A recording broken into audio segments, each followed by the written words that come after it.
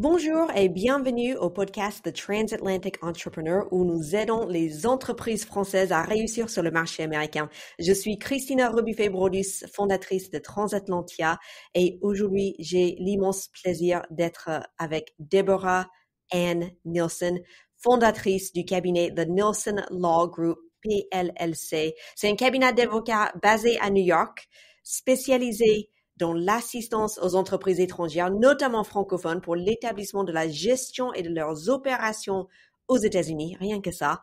Et ils ont 40 ans d'expérience juridique. Elle s'est forgée une réputation en guidant les clients internationaux à travers les complexités du droit des affaires américain. Et on sait que c'est très complexe, très opaque pour beaucoup d'entreprises, même pour beaucoup d'Américains d'ailleurs. Déborah, merci d'être là. Bienvenue au podcast. Merci beaucoup. Merci, Christine. Alors, pour commencer, donc comme vous avez compris, on est toutes les deux américaines, mais on va faire cet épisode en français. Donc, ça veut dire que Déborah, elle peut vous accompagner en français. C'est aussi une des grandes forces de son cabinet, c'est d'être bilingue ou vous parlez d'autres langues en plus du français? Bilingue, ok. Donc, un cabinet bilingue. Ce qui est déjà bien. Pour les Américains, être bilingue, c'est déjà un exploit. Voilà, ok. Donc, tu parles anglais, tu parles français. Donc, tu as une compréhension approfondie de ces deux cultures américaines et européennes. Et du coup, aussi les services et les solutions que vous proposez avec votre cabinet, c'est hyper pratique, solide, culturellement adapté, très important aussi. Et on va peut-être attaquer le vif du sujet. C'est vraiment pourquoi le droit américain est-il si complexe pour les entreprises? Oui, donc, comme vous le savez, en France, vous avez seulement les lois françaises et aussi les lois européennes, bien sûr. Mais aux États-Unis, c'est plus complexe parce qu'on a le droit fédéral pour tout le pays, mais aussi on a le droit au niveau étatique pour les 50 États. Donc, ça veut dire si une société est basée dans un État, elle doit suivre les lois dans l'État, mais aussi dans les autres États où elle vend, où elle a des salariés, etc. Donc, c'est pas seulement comme quand on est en France, on regarde de temps en temps la loi européenne, mais on peut travailler dans tout le pays en France sous la loi française. Oui. Et ça, c'est la première chose. Deuxième chose est que on a la jurisprudence est très forte aux États-Unis. Et en France, vous avez le code civil, vous avez les codes pour plusieurs sujets. Et pour nous, on a moins de codes, on dit statutes en anglais, et plus de jurisprudence. La jurisprudence est très, très importante. Oui. Et la jurisprudence change tous les jours. Et oui, donc en fait, en plus, il faut vraiment... ouais, en fait, pour quelqu'un dont ce n'est pas le métier, c'est impossible, en fait, de suivre les évolutions, les changements. Oui, c'est impossible. Nous devons regarder aussi, nous, comme avocats. Donc, si un client, par exemple, voudrait avoir un salarié dans un certain État, nous devons regarder les lois à jour pour voir que tout est fait correctement et c'est complètement à jour. Oui. Donc, en fait, parce que du coup, en fait, ça veut dire que, par exemple, si une entreprise s'implante aux États-Unis, à New York, par exemple, et après ils se disent, ouais, tiens, on va embaucher peut-être un commercial en Californie parce qu'on veut commencer à explorer ce marché là-bas. Ça veut dire que les lois pour les embauches à New York peuvent être complètement différentes des lois pour l'embauche en Californie. Absolument. Et c'est une bonne question parce que Californie, vraiment, c'est le plus difficile pour les employeurs parce que les lois sont très, très strictes et très protectrices des salariés. Et il faut faire très attention parce que, parce qu'en Californie, si il y a un problème avec un salarié, il faut licencier le salarié. La loi, il y a des protections sur la loi que le salarié peut engager un avocat et les honoraires de l'avocat sont payés par la société, l'employeur. OK. Oui. Et donc, il y a des avocats, des cabinets d'avocats qui font que ça, qui voudraient lancer des procès, des contentieux, sans vraiment avoir des réclamations très importantes des salariés, mais quand même parce qu'ils voudraient toucher leurs honoraires. Ah, OK. Donc, en fait, ils peuvent aller chercher justement qu'est-ce qu'on peut amener comme procès parce qu'il y a un tel qui a été licencié et oui, OK, ouais. Oui. Et nous avons eu un client il y a des années, par exemple, il a dû licencier quelqu'un en Californie. C'était un peu la faute de notre client à l'époque. Il a fait des erreurs avec le salarié. L'avocat nous a contactés pour proposer une transaction de $20,000 à l'époque. Et nous avons conseillé fortement le client d'accepter cette transaction ou au moins essayer de transiger un peu. Le client a dit jamais, je refuse, je ne paye rien. Et après, l'avocat, il dit très bien, je lance un contentieux.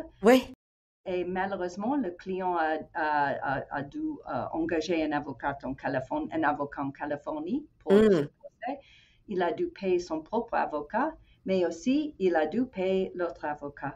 Donc, je sais pas comment il a dû payer pour son avocat, mais je sais que pour l'autre avocat, c'était environ $200,000. Ah oui. En fait, il aurait mieux fait de payer les 20 000 et on arrête là. Et non, il a payé 10 fois plus parce que par principe, je vais pas payer ce montant. Oui, exactement. Donc, il faut s'adapter. C'est différent, mais il y a des risques. Il y a des risques en Californie, mais il y a aussi des solutions parce que, bien sûr, on peut, si il a tout fait correctement, pas de contentieux, pas de lettres mises en demeure quand même. Oui, donc. Mais s'il a fait des erreurs, peut-être il a pu transiger pour moins de les 20 000, les fameuses 20 000. Ouais. Donc, des fois, en fait, il vaut mieux juste, bon, on n'est pas peut-être d'accord avec la décision, mais des fois, il vaut mieux juste l'accepter et en fait, de dire, OK, bah, écoute, je vais régler la somme et on passe à la suite, on passe à autre chose parce que, en fait, vraiment de vouloir peut-être faire durer un peu une bataille judiciaire parce qu'on n'est pas d'accord et on va faire appel, etc. Au final, ça coûte plus cher. Donc, ça peut coûter plus cher souvent parce que les honoraires pour les avocats, pour les procès sont très, très, très, très chers. Ce n'est pas du tout comme en France où on peut avoir un procès.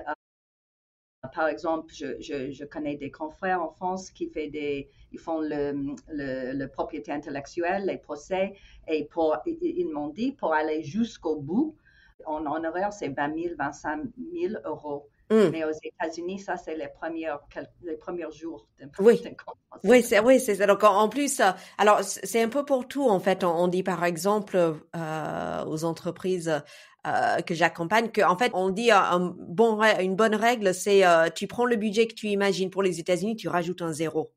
Et là, on arrive à quelque chose de plus réaliste. Parce que c'est vrai que les coûts, enfin, c'est vrai que sur le marché américain, il y a des opportunités énormes. On peut vraiment faire décoller sa société, mais cette réussite, ça vient avec un certain prix aussi. Et c'est un marché qui est cher quand même à aborder, mais c'est aussi un marché qui peut rapporter gros, comme on dit. Exactement. On dit en anglais, the sky is the limit. Oui, le ciel est la limite. Oui, c'est ça. Et vraiment, ce n'est pas seulement des risques. Pendant mes 40 ans, j'ai une seule histoire comme ça pour un client en Californie. Oui, mais c'est une bonne histoire pour illustrer justement déjà à quel point ça peut monter vite quand la situation tourne mal pour la personne, mais aussi l'importance en fait de je dirais d'être lucide et de réfléchir d'une manière très pragmatique en fait. Et je pense que là il y a peut-être une différence, c'est que les Américains ils réfléchissent vraiment de manière très pragmatique sur les choses, alors que peut-être en France on va être plus sur par principe ou sur peut-être une question de valeur, etc. Mais les Américains, c'est très business, très pragmatique. Et c'est aussi quelque chose que peut-être on peut reprocher des Américains que des fois, c'est un peu business is business et puis l'humain, on oublie. Mais après, ça va vraiment dépendre des gens et des situations, etc. Mais c'est vrai que plus pragmatique aux États-Unis, je pense. Exactement, exactement. Et si vous avez vous avez les faits et vous écoutez les experts aux États-Unis, ça peut vous aider beaucoup, beaucoup parce que comme ça, vous connaissez les risques parce que les risques sont différents. Il y a des risques, en France, il y a des risques. Je ne sais pas, si vous faites un licenciement d'un salarié, il y a des risques. C'est difficile, il faut suivre toutes les étapes. Aux États-Unis, il n'y a pas vraiment des étapes. Il faut faire attention quand même. Les risques sont différents, mais il faut savoir les risques. Oui, oui. Et du coup, justement, en parlant de risques, est-ce qu'il y a des, par exemple, toi, avec les clients que tu accompagnes, est-ce qu'il y a des risques où tu dis, là, il faut systématiquement faire attention? Est-ce qu'il y a des risques auxquels, par exemple, une entreprise française n'anticipe pas forcément, en fait, quand elle va aux États-Unis? Oui, absolument. Mhm. Oui. Ou comment? Je commence où? Il y a des risques. Donc, si je parle de droit de travail, parce que ça, c'est un de nos. Oui, Il n'y a pas beaucoup de risques avec le droit de société. d'accord. Je peux commencer avec Oui. parce que il n'y a pas beaucoup. Il faut simplement le faire correctement. Il faut déposer les déclarations fiscales. Ça, c'est hors de nos compétences. Nous Mhm. ne sommes pas des experts comptables. Oui. Mais il faut faire la gouvernance. Ça, c'est facile. Et les clients français comprennent très bien qu'il y a un minimum à faire parce que Mhm. c'est pareil en France aussi. Oui. Ouais. Pour les contrats sont tellement différents. Les clients français, les contrats aux États-Unis sont très longs. Et on peut avoir un contrat de 30 pages, 50 pages, 100 pages. Et pour les clients français, ça c'est souvent choquant. Mhm. Et ça, c'est le risque est que il n'y a pas le risque est que le client il s'en fiche, il signe sans parler avec quelqu'un. Et le problème là est qu'il n'y a pas de loi qui protège le client. Oui, oui. Donc là, en fait là, donc pour le contrat, donc là on parle des contrats entre par exemple un client et enfin un client et un prestataire.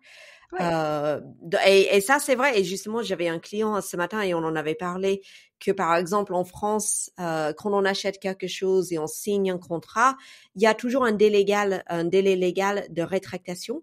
Alors qu'aux États-Unis, et tu me corrigeras si je me trompe, mais une fois que c'est signé, c'est signé. On c'est revient plus signé. dessus. C'est signé sauf pour les salariés qui ont plus de 40 ans. OK. Les vieux, Ouais, c'est vrai, les vieux, les âgés ouais, qui ont plus de 40 ans. ouais, Qui signent comment dit-on en français, j'ai oublié le mot, mais ouais. qui signent après de leur licenciement, qui signent un accord avec la société. Donc, OK, ouais. sauf ça, vous avez raison. Ouais, ouais. D'accord, OK. Donc en fait, ouais, donc il y a vraiment en fait, il y a les contrats, je dirais, sociaux qui peuvent faire 30, 50 pages. Et vraiment, enfin, qu'est-ce qu'il y a dans enfin, qu'est-ce qu'il y a sur 30 pages de contrat, en fait? Tout. Pas, pas toujours tout, mais souvent tout. Oui, Parce que comme j'ai dit avant, il n'y a pas de loi qui gouverne les contrats. Donc, oui. tout est écrit dedans. Comment ça va arriver dans le contrat, qui fait quoi exactement, Mm, comment on est payé, quand il faut payer, ça dépend de mm, ce que vous êtes. indemnification, ça veut dire que si quelque chose arrive qui est votre faute, qui vous êtes responsable s'il y a un procès contre l'autre partie, peut-être. Oui, Donc, ça, c'est ce concept d'indemnification, oui. de responsabilité. Je vois souvent dans les contrats français, peut-être, je crois que c'est quelque chose dans la loi, mais il y a seulement une phrase, quelque chose simple comme chaque partie est responsable pour ses erreurs, ses fautes, quelque chose comme ça, très simple, mais Oui. ça n'existe pas. Oui, donc en fait là, ça va être expliqué sur 5 pages sur un contrat Exactement. américain de quelles sont les fautes, enfin qu'est-ce qui est considéré comme faute, par qui, etc.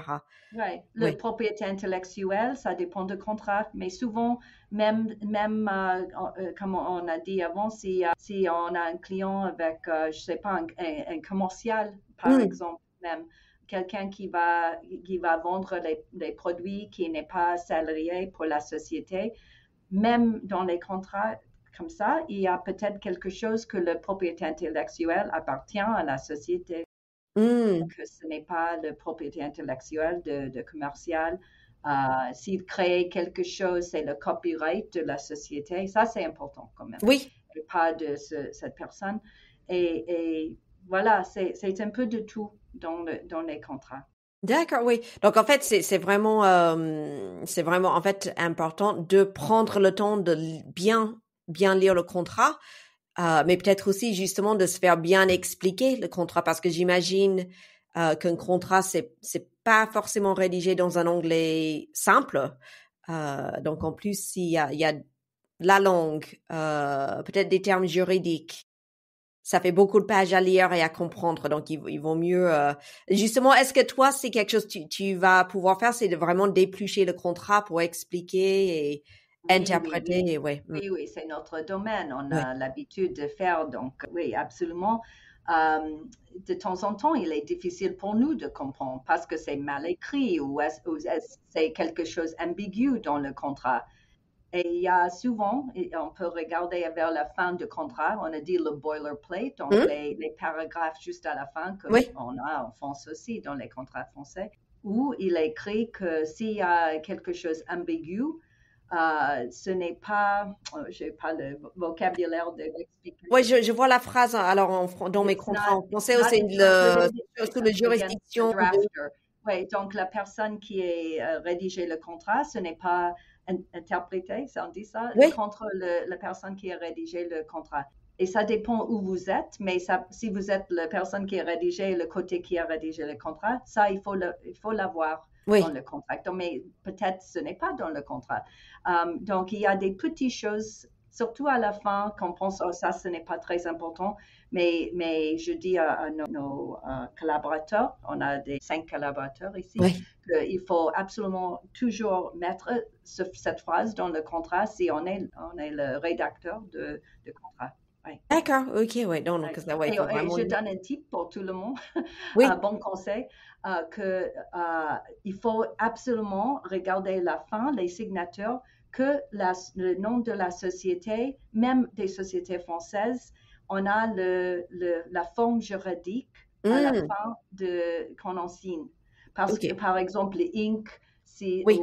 ou en France, les sociétés anonymes, SAA, SARL, etc., SAS, à la fin, sinon, la personne qui signe est responsable personnellement aux États-Unis. Ok, ouais. Ouais, ça c'est bon à savoir que c'est parce que c'est un petit détail qui change tout, en fait. Ah ouais. Ok, non, ouais. Bah, donc il faut bien regarder, enfin, surtout regarder la fin des contrats parce que c'est là où il y a tous les petits détails qui comptent, ouais. D'accord. Et du coup, parce que toi, tu accompagnes donc des entreprises françaises. Tu accompagnes aussi des entreprises américaines ou que les entreprises étrangères?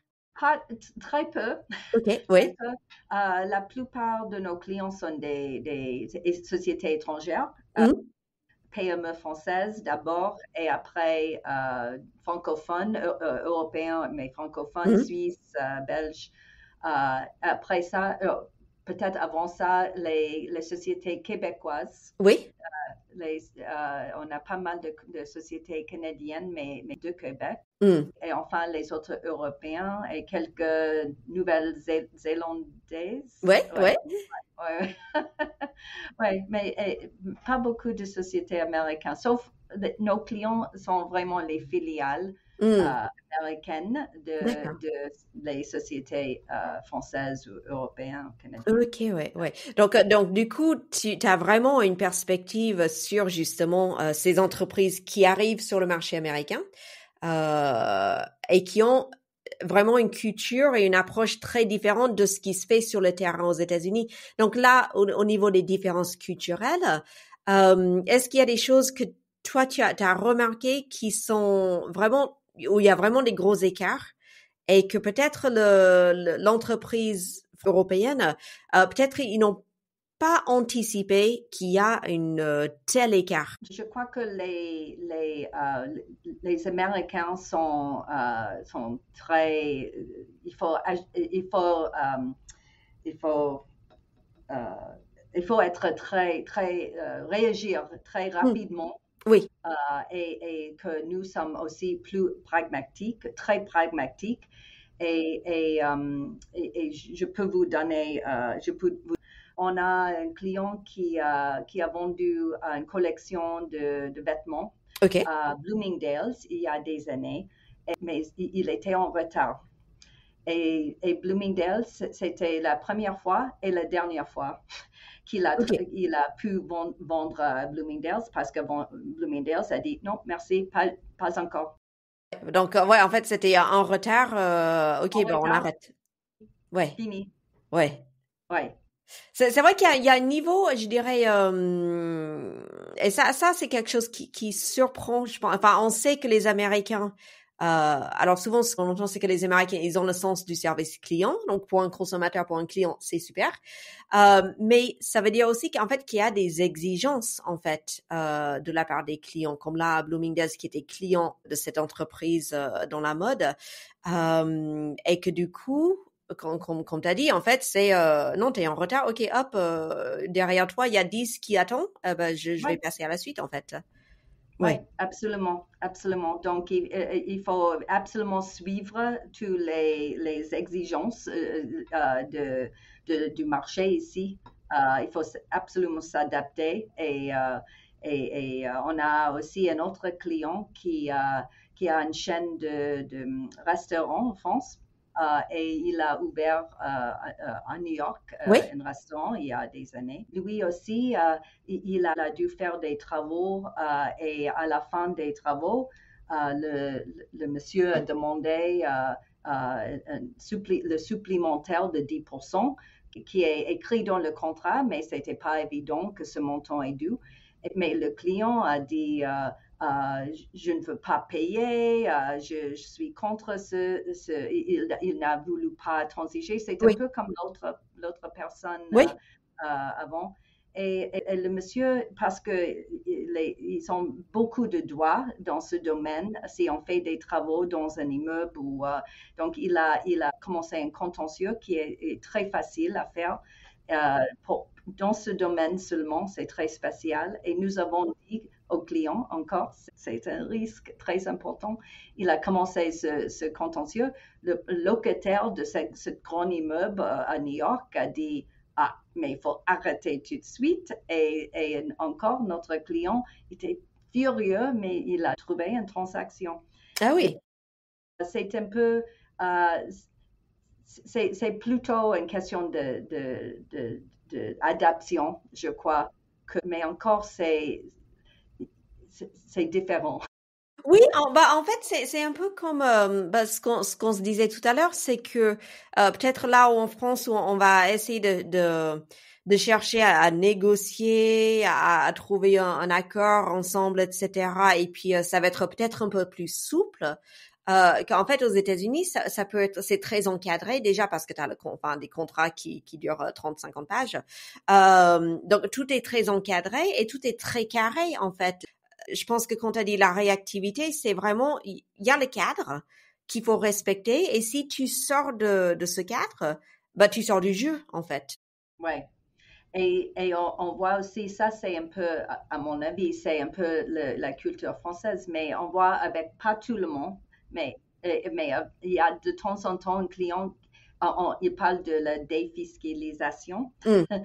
Et c'est un peu la culture française, pour certaines personnes Oui, seulement, qui oui. voudraient échapper, éviter les règles, Mm. jouer un peu comme ça. Oui, Et ça, aux États-Unis, ça ça passe ne pas. marche pas Non. du tout, Oui, presque jamais, oui. presque jamais. Et avec les sociétés, on le voit pas souvent, mais de temps en temps, surtout avec un entrepreneur, avec une petite société Oui. peut-être en France, on voit ça. On voit qu'il voudrait jouer Comment on aussi peut avec être un les... peu malin et faire un peu mieux un peu plus intelligent que les autres et trouver la Ouais, petite faille et en fait, il y en a pas, en fait. ouais, Ouais. exactement, exactement. Et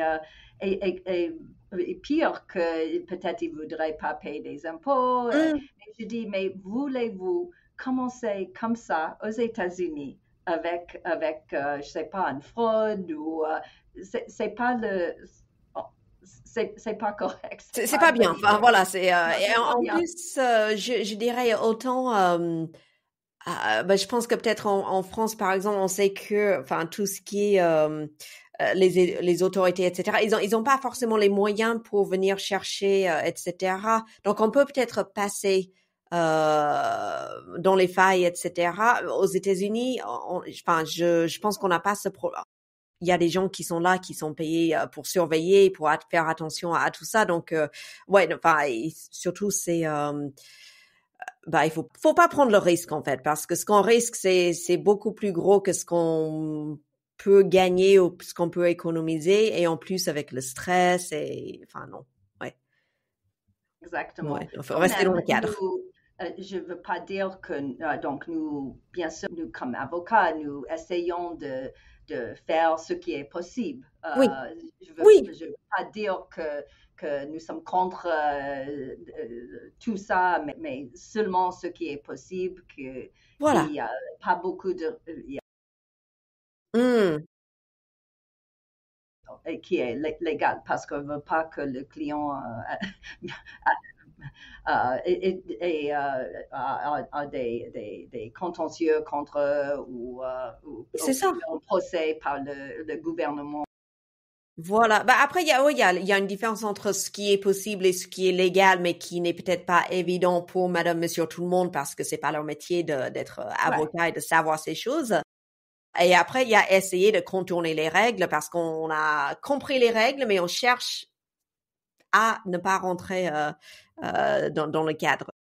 ouais. Ouais, donc je pense qu'il faut pas. Euh, Ouais, je dis aux clients parce que même que nous avons le même visage que vous, je dis toujours, il faut penser de nous comme nous sommes des Chinois, comme c'était vraiment un autre pays Oui, avec une culture très différente. oui, Et les sociétés que nous avons vues, il y a beaucoup qui ont réussi ici, bien sûr, des sociétés françaises. Ils sont des sociétés qui sont adaptées à nos différences culturelles. oui. C'est ça, ouais, c'est ça. C'est il y a vraiment, comme tu as dit, en fait, et ça, je vois, je pense qu'il y a, on a l'impression qu'entre les États-Unis et la France, c'est des cultures occidentales. On partage des références grâce à Hollywood, la culture pop, etc. Donc, il y a peut-être cette fausse sécurité de se dire, bah, ils sont pas super différents, ils sont pas très différents. Oui, il y a des différences. On sait qu'ils mangent mal et ils mangent à des heures bizarres. Enfin, ils conduisent, ils prennent la voiture pour faire 30 mètres. Mais bon, ils savent qu'il y a ces différences-là. Mais en fait, c'est vraiment quand on creuse sur la façon de réfléchir, les valeurs, sur les relations à tout ce qui est l'autorité, l'hiérarchie, la relation au temps, etc. Que là, comme tu as dit, c'est aussi différent que les Français et les Chinois. C'est ça, c'est ça. Et j'adore ce que pardon, tu as dit. Oui, Vous vois, oui, euh, c'est la fausse sécurité. oui, Ça, oui, c'est vraiment, c'est ça, c'est exactement ça. Et ça, on voit un peu partout. Ça, c'est où le client ne voudrait pas écouter quels sont les risques. Mm. C'est la fausse sécurité Oui. qu'on peut agir comme un Français aux États-Unis, réagir, je peux dire. Mm. Et ça, c'est Ouais. Et justement, tu as parlé par exemple, écouter les gens. Donc, je dirais, par exemple, les avocats, toujours écouter ses avocats. Je dirais déjà, c'est une bonne première chose à faire. Donc là, euh, parce que toi, tu accompagnes les entreprises, donc tu dois aussi voir, en fait, tous ces experts et ces gens qui vont aussi accompagner une entreprise, parce qu'il n'y a pas que l'aspect juridique. Mais pour toi, quel sera je dirais, la boîte à outils, la boîte à experts qu'une oui, entreprise oui, française absolument, ou... Ouais. donc, oui, avocat business, bien sûr, de OK. créer la société. Après, les avocats vont faire la gouvernance, qu'on voit très peu si ça n'existe pas. Si vous créez la société online toute Mm. seule, par exemple, il n'y a pas vraiment la gouvernance après, et ça, c'est important. Donc, avocat business. Après, l'avocat immigration, peut-être, si vous envoyez des salariés de la France ou des gens aux États-Unis pour gérer la Mm. société, ou donc il faut pour le visa, il faut avoir des visas. Oui. On sait très bien que ça Oui. c'est important aujourd'hui. Petit détail important d'avoir son visa, oui. Experts comptables aussi, les experts comptables, pas seulement en France, mais aussi aux États-Unis. Pour avoir un cabinet ici, il vaut mieux avoir un cabinet qui fait le cross-border avec Mm. la France. Et il vaut mieux, le meilleur est d'avoir un cabinet qui ont aussi des gens qui sont aussi experts comptables où ils ont fait des études de comptabilité en France, mais aussi experts comptables aux États-Unis. Et il y a des cabinets de toute taille pour ça. Il y a des très petits que nous connaissons, mais aussi les grands Mm. aussi, peut-être pour les grands groupes qui préfèrent avoir des plus grands. Donc ça, c'est tellement important. Ils font les déclarations fiscales, de comptabilité. C'est un peu différent que la France, c'est ce que j'ai compris. Oui. Oui. C'est hors de mon domaine, mais c'est un peu différent. Donc, et c'est pourquoi aussi il vaut mieux avoir quelqu'un qui peut expliquer les différences entre les deux systèmes. Oui. Oui. Aussi, les sociétés RH pour s'occuper de paye, des impôts sur le paye. D'habitude, ils font tout ça. Et il y a des très grands comme Paychex ou ADP, mais aussi beaucoup de sociétés petites qui sont très bien. Mm. Ça, c'est aussi important. Il y a de temps en temps les experts comptables qui font ça aussi, mais ça peut coûter plus cher. Ça, je ne sais pas. Ouais, en fait, il faut faire ses recherches et regarder. Et très important pour aussi aux États-Unis, c'est les courtiers en assurance. D'accord. Les assurances sont tellement importantes pour minimiser les risques aux États-Unis et souvent c'est obligatoire Mm. pour signer un bail, par exemple. Il faut des assurances, mais c'est des bonnes pratiques, bien sûr. Oui, voilà, ça fait partie des choses à, c'est juste pour protéger sa société et pour protéger, enfin, soi-même aussi, en fait, c'est juste de penser, Exactement. et peut-être aussi, les assurances qu'il va falloir prendre aux États-Unis, c'est pas forcément les mêmes qu'en France, où il y a peut-être pas des équivalences directes, donc il faut aussi connaître un peu le système des assurances, et pour ça, il vaut mieux faire appel à un expert, oui. Et de temps en temps, on voit des clients, surtout les plus grands groupes, qui utilisent leur assureur, leur société d'assurance française. Ça peut marcher aussi, mais j'ai compris que c'est un peu plus cher au lieu de prendre une société ici. D'accord, ok, ouais, donc, en fait, il faut commencer à regarder justement et comparer un peu les options pour savoir Exactement, quelle est exactement. la solution la plus adaptée, en fait. Hmm. Ouais, ok. Et du coup, est-ce qu'il y a des erreurs que tu vois, des erreurs fréquentes que les entreprises font justement peut-être au niveau juridique ou autre? Oui, oui. Euh, Ce que nous voyons avec sujet des experts, et c'est parce que c'est dans notre domaine. Je connais rien de ce que les clients font avec Oui. les experts comptables, mais avec les avocats business, souvent, ils utilisent leur propre avocat, soit juriste ou pire même, je peux dire, leurs avocats français d'extérieur pour les questions juridiques des États-Unis.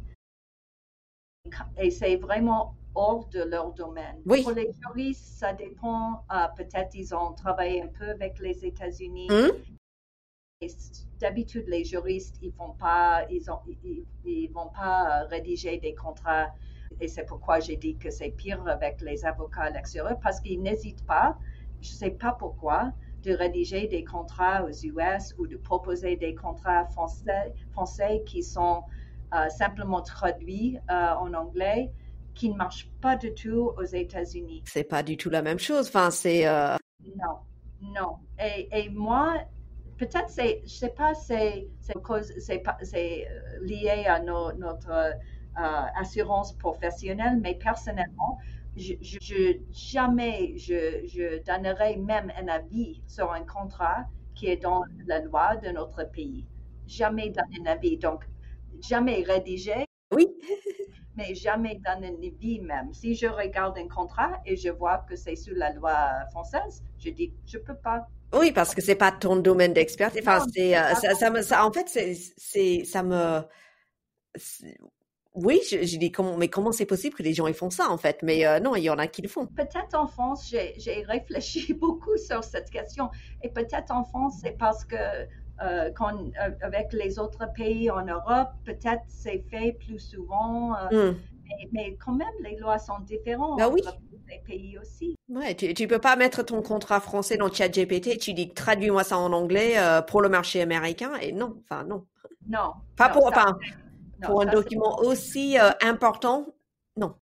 Oui, parce qu'il y a aussi, je vois même les contrats proposés, ils ont les lois et des références aux lois, à la loi française. Les lois françaises, qu'est-ce qui... Ouais. Non, non, juste non. Marche pas du tout.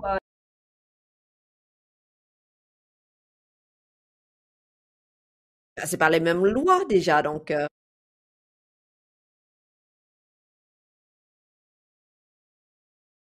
Et ça, c'est c'est ce que vous avez dit, t'as dit avant, donne une fausse sécurité Oui. aux clients. Ouais. Parce que les clients pensent que mais c'est un contrat, ça va, mon avocat m'a proposé ce contrat. Mais malheureusement, ils ont perdu de l'argent, ils ont payé pour ce contrat. Oui. Et ce contrat ne marche pas et nous devons refaire complètement le contrat. Donc, ils ont payé 2 avocats pour faire un contrat. Ah ouais, donc non, il vaut mieux faire ça bien la première fois, comme ça c'est bien, tu as la tranquillité d'esprit et bah, t'évites de payer 2 fois le même service. Et du coup, peut-être là pour ce qu'on arrive un peu à la fin, mais pour limiter les risques, parce que c'est vrai que quand on pense, OK, je vais aller sur le marché américain, je sais que c'est un terrain où la loi, les procès, le juridique a vraiment une place très importante. Comment une entreprise française ou européenne qui souhaite venir sur le marché américain, comment elle peut limiter les risques aux États-Unis? Limiter les risques. Donc, elle peut avoir une clause d'arbitrage dans un contrat. Comme ça, parce que les arbitrages coûtent moins cher d'habitude. D'accord, oui. D'habitude que les contentieux. Ah, OK, ouais. Donc, il vaut mieux prévenir que guérir, en fait. C'est, ouais. Ouais, et aussi même d'avoir peut-être un processus avant l'arbitrage que les deux parties doivent se parler, doivent essayer de trouver une transaction. Oui. Peut-être même quelques mois avant l'arbitrage. Ça peut aider la société de minimiser les risques. La société peut avoir une bonne assurance, bien sûr, parce que s'il y a quelque chose, on espère, ça ne marche pas toujours, elle peut avoir une bonne assurance. On voit pas mal de procès contre les gens qui ont des sites web qui vont B2C aux États-Unis parce qu'il y a des contentieux pour le ADA, et ça c'est l'American with Disabilities Act, donc les gens qui sont malvoyants ou sourds, qui ne peuvent pas utiliser leur site web. Et c'est un peu comme la Californie avant, les honoraires de l'avocat sont payés par celui qui est attaqué. La société. Oui. Et donc, il y a des cabinets d'avocats, comme un peu, je les appelle des usines, qui font sans arrêt des contentieux contre n'importe quel site web. Et donc, il faut être sûr, certain avec la personne, personne qui fait votre site web, que le site web marche aux États-Unis. Il n'y a pas de problème avec le ADA, qui suit toutes les règles pour l'utilisation aux États-Unis. Ça, c'est bien parce que je pense qu'il y a peut-être pas mal d'entreprises qui vont créer des sites web en se disant, on commence à regarder vers le marché américain, on va créer notre site en anglais pour le marché américain dans un premier temps, et qui n'auraient pas forcément pensé justement au fait qu'il faut qu'ils se mettent en conformité avec le Americans with Disabilities Act. Oui. Il y a moins de risques si la société est seulement basée en France que si elle n'a pas une filiale aux États-Unis. Il y a moins de risques parce que ça veut dire que la personne ou les usines doivent commencer un procès contre quelqu'un dans une autre société, dans une autre pays. OK. Donc, c'est peut-être plus pertinent une fois que la société française a une présence physique sur le sol américain. Et malheureusement, même si ce n'est pas la société US qui gère le site web, la personne va commencer le contentieux, le procès contre cette société quand même. D'accord, OK, ouais. Et il faut transiger. Et on transige d'habitude, encore, on parle de transactions, mais on transige d'habitude entre 5 000 et 20 000 $. Ouais, donc c'est pas 600 €. Ouais, exactement. C'est un coût de faire des affaires aux États-Unis. Aussi, il vaut mieux, si vous pouvez, de recruter une équipe américaine ici, au moins, pas tout le monde peut-être, mais beaucoup d'Américains, parce qu'ils connaissent qu'est-ce qu'il faut faire ici. Oui. Il connaît les lois, il connaît les règles, il connaît des gens. La culture, la façon de faire, la façon de parler à des gens, les codes du business, oui. Oui, peut-être où il y a aussi des risques, on n'a pas parlé de ça aujourd'hui, nous n'avons pas assez de trouver la discrimination, comment on est dans le bureau, parmi les autres, avec les autres salariés, etc. Donc, si vous pouvez avoir une équipe des Américains, ça aussi peut vous aider. Et aussi, on a parlé beaucoup de ça, mais de s'adapter. Ça c'est aussi, ça peut vous aider de minimiser les risques. Les Français, ils ont beaucoup de peur de la fameuse histoire de chez McDonald's avec son café sur les qui s'est brûlé avec son café et puis fait un procès parce que le café était trop chaud, oui. Oui, ça c'est très rare. C'est vraiment, c'est pas le risque qui est vraiment le plus important. Il y a très peu de risques là. De ce style, oui. Les autres risques sont plus. On a parlé beaucoup d'autres risques aujourd'hui. Et qu'est-ce qu'on peut faire, mais ce n'est pas ça. Oui, je pense que ça, c'était un cas très médiatique parce que même les Américains, ils trouvaient ça ridicule. Donc, c'est un peu l'histoire qui a fait beaucoup de bruit, mais c'est pas du tout représentatif de le paysage juridique aux États-Unis pour les entreprises. Je crois que c'est un peu le cauchemar des sociétés Oui, françaises. oui, oui, voilà, c'est peut-être pour ça que ça fait autant de bruit, mais c'est vraiment le cas atypique.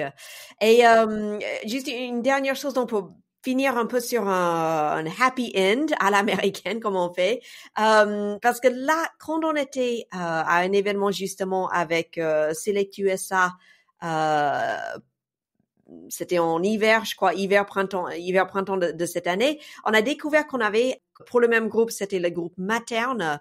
Et du coup, est-ce que tu peux nous raconter un peu cet exemple de réussite que tu as accompagné? Oui, absolument. Ils sont venus aussi. Nous avons créé leur société. Ils ont très vite embauché un président aux États-Unis, une Américaine. Et elle a embauché une équipe américaine Hmm. et tout le monde avec beaucoup d'expérience. Et qui connaît beaucoup de gens avec des très bons commerciaux. Euh, Ils ont tous suivi les règles. Ils ont ouvert un bureau à New York. Je crois que c'est parce que c'est facile pour le CEO de venir souvent au bureau, ce qu'il a fait. C'était pratique pour eux. Et petit à petit, ils ont grandi et encore toujours s'adapter au marché américain. Et grâce à vous, grâce à toi peut-être, je ne sais J'avais un pas. petit rôle, mais oui, on a travaillé sur l'adaptation de tous le marketing, communication pour le marché américain. Ouais. Je me souviens qu'ils ont fait des petits changements avec leurs produits et peut-être c'était ça à l'époque. Et après, ils ont enfin ouvert deux usines. Je ne sais pas si ça c'est peut-être le mot pour leur domaine. Et j'ai appris après 5 ans seulement, donc c'était en 2010, donc à 2015, leur vente a été 200 millions de dollars aux États-Unis. Ils ont commencé avec zéro et Avec 200 zéro, ouais. millions à la fin.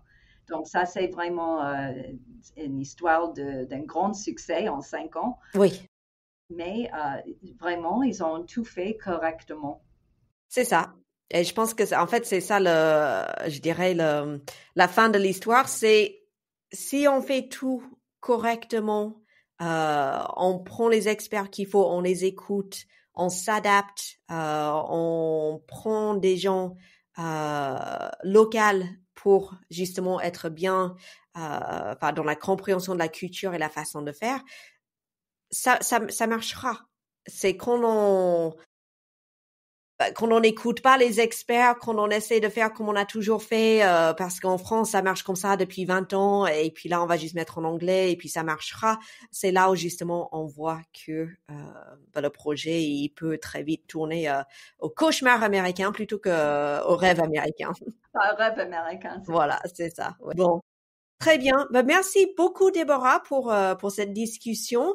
Et une dernière chose, c'est juste où est-ce qu'on peut te trouver si, par exemple, il y a quelqu'un qui écoute cet épisode et ils ont des questions, ils veulent savoir comment tu peux les accompagner justement pour venir sur le marché américain. donc notre site web, c'est ça? Notre site web est nilsonlaw, nilsonlaw.com. OK, très bien. Et je mettrai les liens dans le... Et aussi, si je peux ajouter, je serai à Paris pour Business France encore le 6 novembre.